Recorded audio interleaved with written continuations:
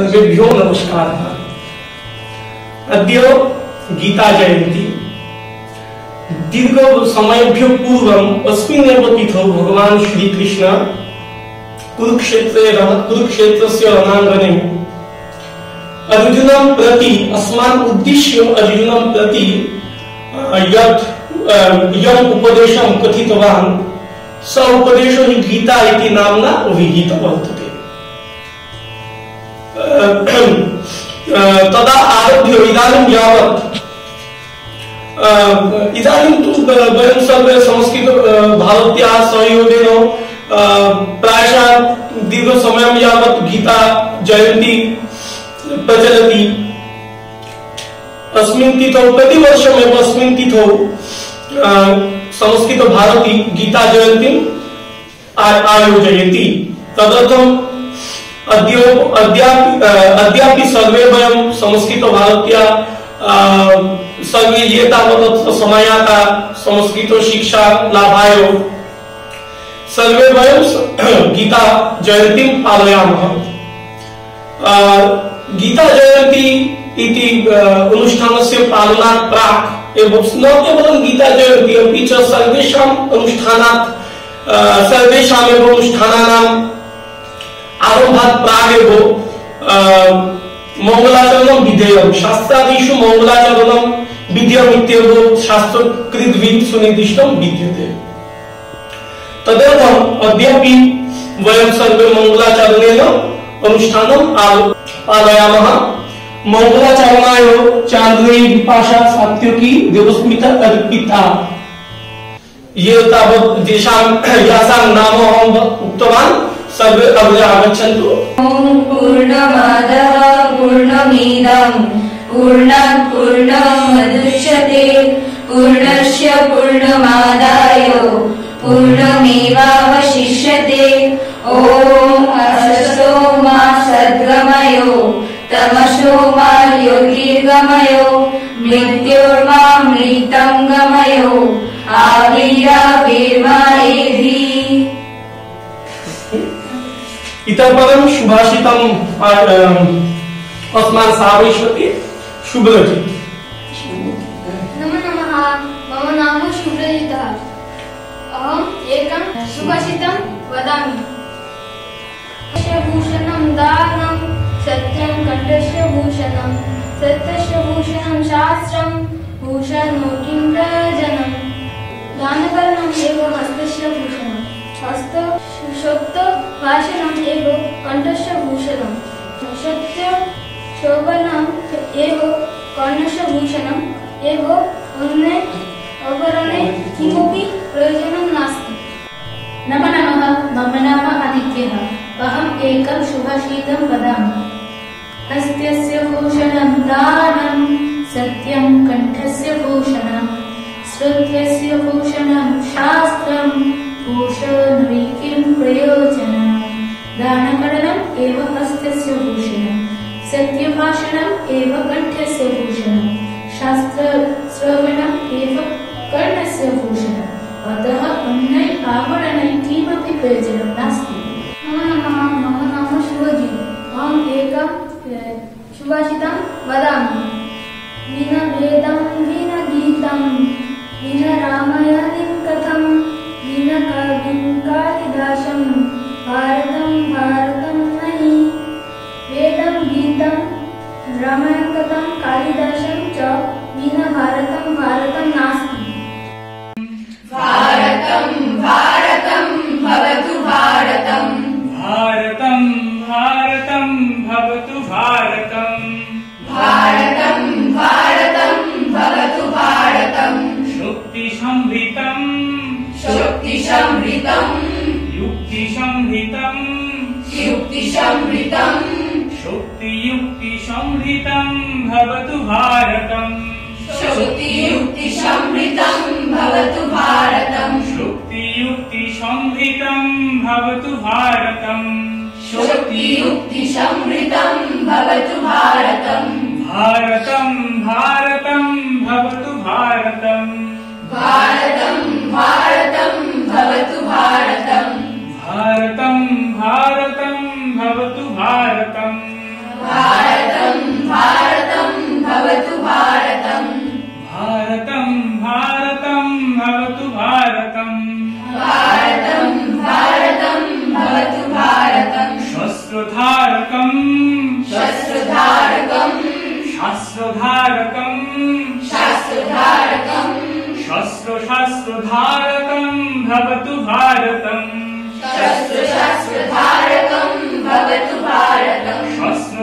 शस्त्रधारकं भवतु भारतम् शस्त्रधारकं भवतु भारतम् भारतं भारतं भवतु भारतम् भारतं भारतं भवतु भारतम् भारतं भारतं भवतु भारतम् भारतं भारतं भवतु भारतम् रीति संस्कृतं रीति संस्कृतं नीति संस्कृतं नीति संस्कृतं रीति नीति संस्कृतं भवतु भारतम् रीति नीति संस्कृतं भवतु भारतम् रीति नीति संस्कृतं भवतु भारतम् रीति नीति संस्कृतं भवतु भारतम् भारतं भारतं भवतु भारतम् भारतं भारतं भवतु भारतम् भारतं भारतं भवतु भारतम्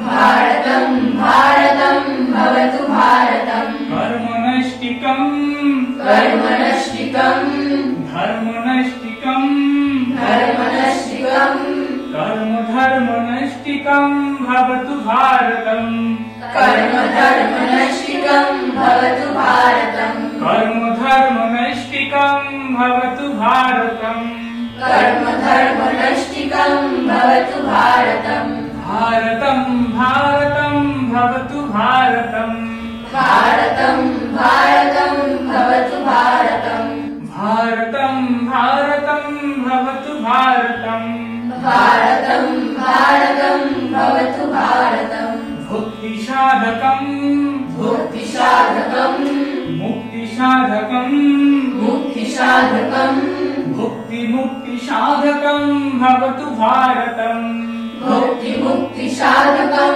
भवतु भारतम् भुक्तिमुक्तिसाधकं भवतु भारतम् मुक्तिमुक्तिसाधकं भवतु भारतम् भारतं भारतं भवतु भारतम् भारतं भारतं भवतु भारतम् भारतं भारतं भवतु भारतम् भारतं भारतं भवतु भारतम् भारतं भारतं भवतु भारतम् भारतं भारतं भवतु भारतम् ॐ श्री परमात्मने नमः।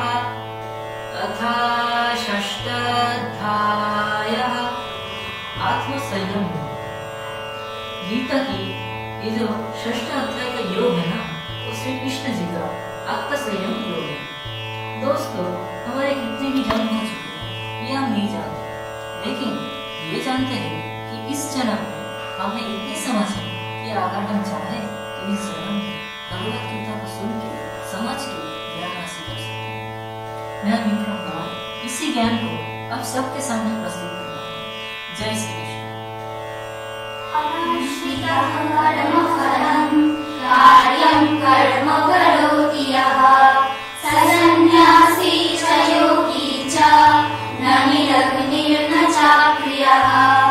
श्री भगवान कह रहे हैं कि जो पुरुष कर्म के फल की इच्छा न करे, सिर्फ कर्म योग को कर्म करता है, अर्थात यानी अपनी कर्तव्यों को निभाता है, वही असली सन्यासी और योगी होता है। असली सन्यासी और योगी वो नहीं होता जो दुनिया को छोड़ के ये कहते हैं कि दुनिया के काम उससे नहीं होते। असली योगी वो है जो अपना निर्धारित काम करता है, अर्थात अपने कर्तव्यों को निभाता है। बस ध्यान इस बात को रखना चाहिए दोस्तों कि कर्म के फल की आशा या इच्छा नहीं करनी है। फल की इच्छा करी तो स्वार्थ हो जाए। फल पर अधिकार नहीं, सिर्फ कर्म पर अधिकार। यं सन्न्यासमिति प्राहुः योगं तं विद्धि पाण्डव न ह्यसन्न्यस्य संकल्पो योगी भवति कश्चन। हे अर्जुन, जिसको सन्यास कहते हैं उसी को तो योग जाने। सन्यास यानी कि कामनाओं को त्याग। अपनी कामनाओं को, इच्छाओं को तो छोड़ना ही पड़ता है, तभी उस सन्यास को उनका योग कहा जाता है। लेकिन सन्यास को छोड़ देने का मतलब ये नहीं कि काम को भी छोड़ना पड़ेगा। ऐसे सन्यासी योगी नहीं माने जा सकते।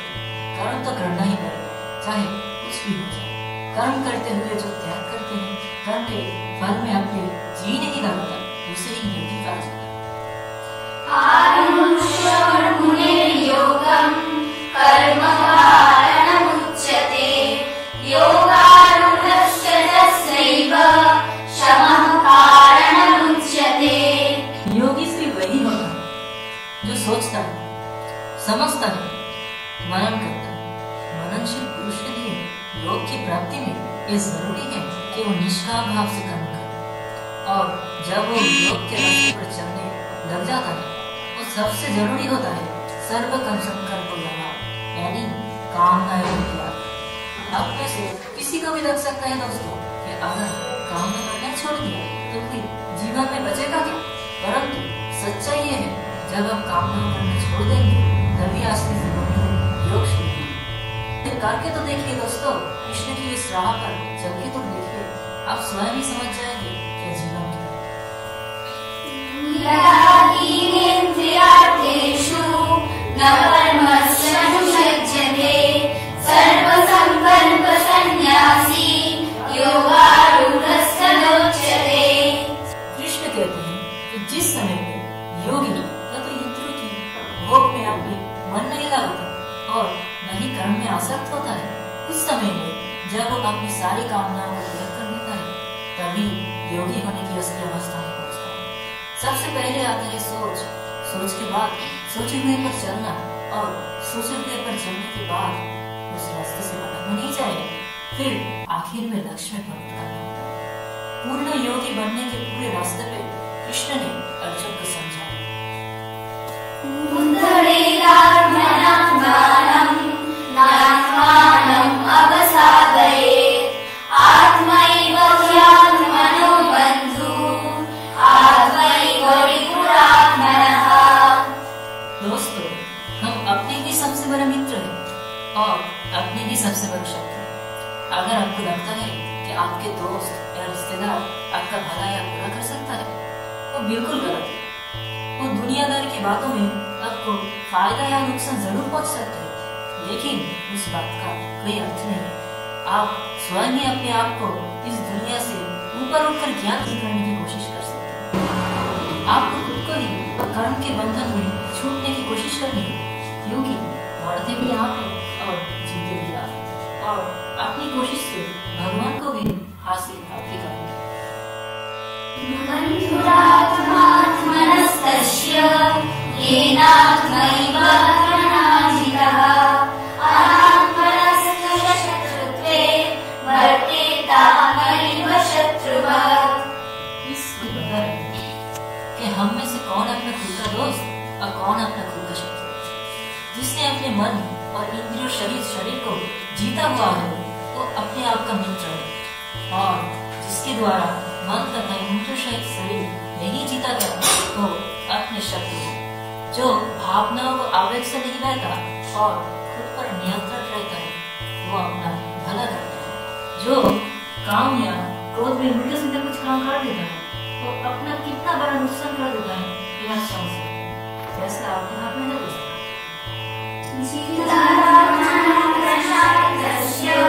परमात्मा समाहितः शीतोष्णसुखदुःखेषु तथा मानापमानयोः। सर्दी में या गर्मी, सुख हो या दुख, जो एक जैसे ही रहते हैं, शांत मन हो या अपमान, जो दोनों में एक स्वभाव से ही रहता है, ऐसे पुरुष को कृष्ण जी स्वाधीन कहते हैं। ऐसे स्वाधीन पुरुष में ही सच्चा ज्ञान हो सकता है। अगर बाहरी चीजें डिसाइड करते हैं कि हमारा बर्ताव कैसा होगा तो हम डिपेंड रहेंगे। हमारी स्वाधीनता बनती रहती है। बाहरी चीजें जब हम अपने आप पर नियंत्रण पा लेते हैं तो सब कुछ हमारे अंदर होता है, वो सच्ची आजादी होता है। परंतु ऐसे में ज्यादातर लोग बुरा है, बस फर्क इतना है कि विवाह की लोगों को ज्ञानविज्ञानवित्तात्मा कूटस्थो विजितेन्द्रियः युक्त इत्युच्यते योगी समलोष्टाश्मकाञ्चनः। इस श्लोक के अर्थ यही है क्या जिसके अंदर ज्ञान और विज्ञान भरा हुआ, जो किसी कमी को अपने ऊपर हावी नहीं होने देता, जिसके अपनी इंद्रियां अच्छे से जीती हुई है और जिसके लिए मिट्टी, पत्थर और सोना एक समान है। ये भी वो अर्थात जो भगवत प्राप्त है। असली योगी मिट्टी और सोने को एक जैसा समझता है, लेकिन सोने तो बहुमूल्य है। सोने को मिट्टी समझने का नादानी नहीं है। जी नहीं, सोना बहुमूल्य है, लेकिन इस दुनिया के सुख के लिए वो सुख जो असली में झूठे हैं, योगी पुरुष इस बात को जानते हैं।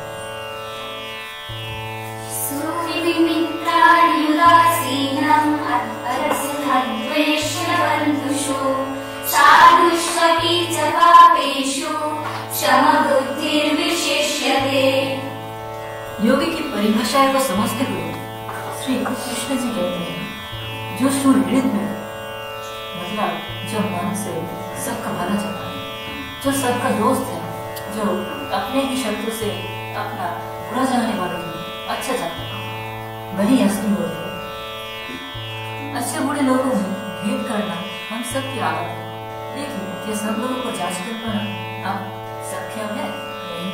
जो योगी असली में योगी होता है वो किसी को जज नहीं करता, सबके लिए एक जैसा स्वभाव रखता है। साधु को अच्छा कहना और चोर को बुरा कहना ये तो आम बात है, ये तो हम सभी करते हैं, लेकिन योगी ऐसा नहीं करता। आत्मानं रहसि स्थितः एकाकीयतचित्तात्मा निराशीरपरिग्रहः। जो अपने मन और इंद्रियों के साथ शरीर को भी बस में रखता है, जिसने अपने मन में आशा को खत्म कर दिया और जो कुछ भी संग्रह मतलब रक्षा नहीं करता, वही योगी है। इसे अकेले में एकल स्थान में स्थित होकर आत्मा को निरंतर परमात्मा में मिलाना चाहिए। योगी समझदार होता है, दुनिया से दूर होकर अकेले में भगवान को याद करता है। सर्वे भवन्तु सुखिनः, सर्वे सन्तु निरामयाः, सर्वे भद्राणि पश्यन्तु, मा कश्चित् दुःखभाग्